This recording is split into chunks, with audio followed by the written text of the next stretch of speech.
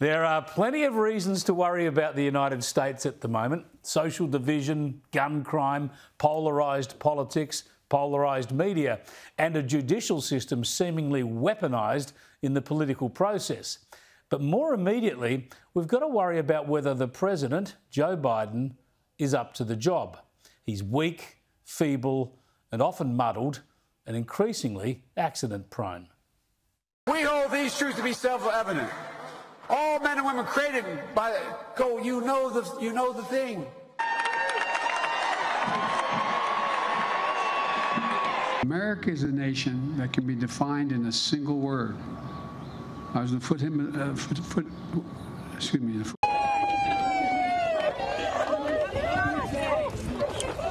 at a political level, and I'll go ahead as well as Sharon.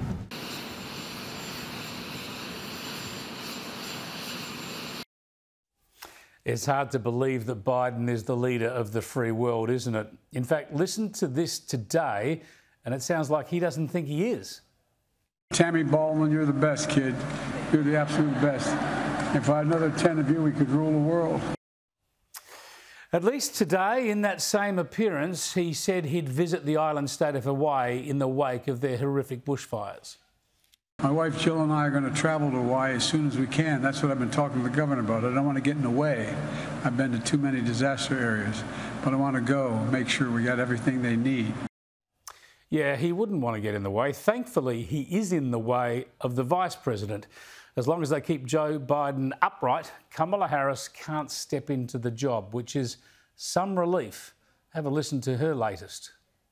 Electricity from wind and solar farms in the Arizona desert, delivered to people millions of miles away, potentially, well, certainly thousands of miles away. Bit of a typo there. Yeah, once again, the Vice President was a million miles off target. Her comments are often as vague and meaningless as the President's, and she's more than 2 decades younger. For us at every moment in time, and certainly this one, to see the moment in time in which we exist and are present, and to be able to contextualize it, to understand where we exist in the history and in the moment as it relates not only to the past but the future.